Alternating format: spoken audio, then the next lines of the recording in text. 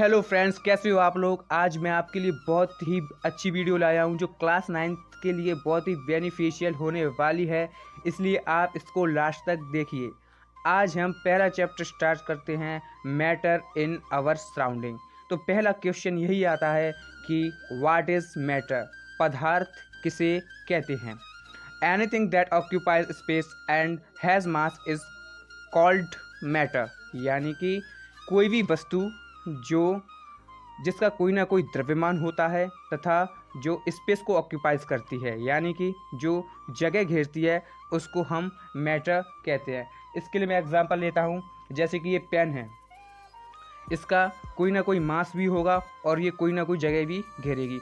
तो दुनिया में कोई भी वस्तु जो स्पेस को ऑक्यूपाइज करती है और जिसका कोई ना कोई मास होता है, उसे ही हम मैटर कहते हैं या पदार्थ कहते हैं।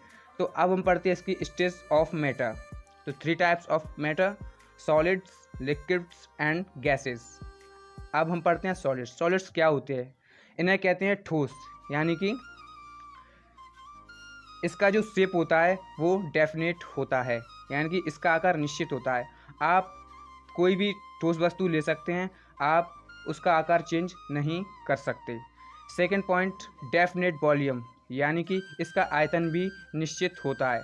आपने कोई वस्तु किधर भी रख दी तो उसका आयतन नहीं बदलता, क्योंकि वह उतनी ही वस्तु यहाँ पर रखी है उतनी जगह वहाँ पर घेरेगी और दूसरी जगह भी उतनी ही वस्तु वह जगह को घेरती है।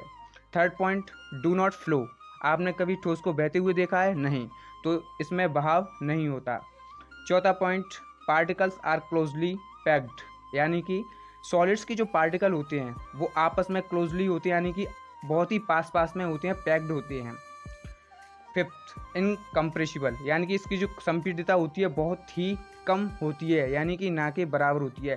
क्या सॉलिड को कंप्रेस किया जा सकता है? नहीं, इसलिए इसको कहते हैं इनकम्प्रेसिबल। Second, liquids. पहला पॉइंट, नो डेफिनेट शेप, यानी कि इसका आकार निश्चित नहीं होता है। आप ये समझिए कि एक गिलास पानी लीजिए, उसी पानी को आप मटके में डाल दीजिए तो उसका आकार चेंज हो जाएगा, यानी कि उसका आकार निश्चित नहीं होता है, इसलिए कहते हैं no definite shape. Second point, fixed volume, यानी कि इसका आकार निश्चित होता है। यदि मैंने 2 लीटर या 2 लीटर बोतल में पानी भरा है और उसको ही मैंने किसी बर्तन में डाल दिया तो वो 2 लीटर ही रहेगा, इसलिए इसका जो वॉल्यूम होता है वो फिक्स होता है।